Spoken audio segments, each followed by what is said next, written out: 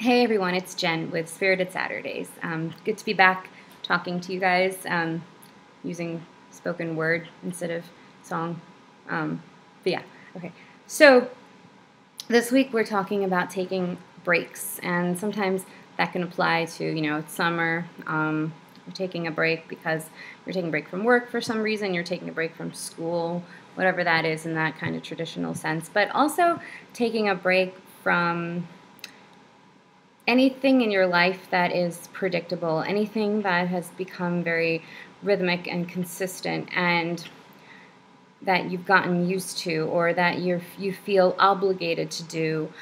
Taking a break from anything like that, or and just taking time for yourself, or taking a break from studying for something to refuel, just taking that time for yourself. I want you to know something that, this is something I've struggled with, is you deserve to take the break. You don't have to, with a few very, rare exceptions, you really don't have to say to yourself, I haven't worked hard enough to deserve a break, or I haven't earned this break. If you are feeling like you need a break, then it's okay to take one, and it's okay to take time for yourself, and it's okay to fill that time with things that make you happy. I'm sure there's somewhere in this continuum that can approach avoidance and, that kind of a thing, procrastination. But, that may be anxiety, but that's a little different than what I'm trying to say. I'm trying to say, if you have legitimately worked hard enough and by objective standards, sometimes you're not the best judge of that if you have very high expectations of yourself. But really, put it down. Put down there's a cat right here. There's a cat, and he's going behind the keyboard. Yeah, all right. She's taking a break by lying down because she got tired on the windowsill watching people outside. So anyway, we can all learn from our pets. So anyway, yeah, so definitely feel like you deserve a break, and also give yourself credit for the work that you've done, and not just in your schoolwork or your job or whatever, but in recovery. I think it's very important to acknowledge there's a lot of effort required in recovery, and I think anybody who's watching this video, or anybody who watches our videos, or who seeks out some kind of recovery-oriented community, is being proactive and is trying, and so just by virtue of watching this, you're working really hard, and you should give yourself that credit. You always deserve time for yourself, and you always deserve time to do what you love. Finding what you love is a huge part of rediscovering who you are so that you can recover. You can work on your recovery. So, recently I was, I just had a final for a class, and I was doing a lot at once, and I shouldn't have done that.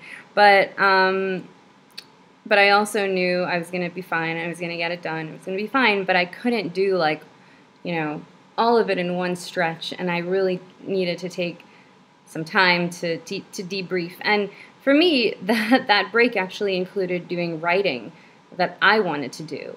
So a break doesn't have to be going to the beach. It doesn't have to be it's just changing the pulse, changing the rhythm, changing the predictability, or changing what's bringing on the anxiety, or getting yourself out of that space so you can reboot and refuel and center yourself. And you have every right to choose your break however you want it to be. And if you're constrained by money or resources, you can still do something that you really enjoy on your break.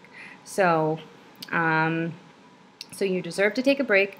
You deserve to have fun. You deserve to go outside of your rhythm that you've been used to. Unstructured time can be hard with eating disorders, so you deserve to get help for that, and assistance as you approach that, because that's a big deal, but it's a step in the right direction for sure by taking that on.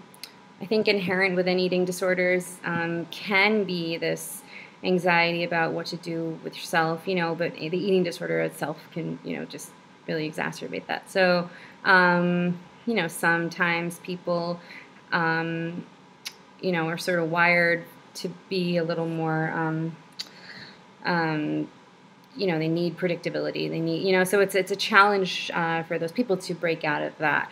So whatever you're doing and whatever which of course the eating disorder then only exacerbates. So, that may have, been part of what set the stage for the eating disorder, and then the ED really takes that to a whole other level. So whatever your challenge is, whatever you need to do to debrief, to take time away, to take time for you, whether that means, you're in the middle of a project and you need some space, or it's just summer and you want to get away, or it's winter, or it's spring or fall and you want to get away, or you want to make a change in your life that, doesn't involve going very far, but can, maybe you just want to build a campground in your backyard and sleep there for a night. I don't know how that works. I would probably do that.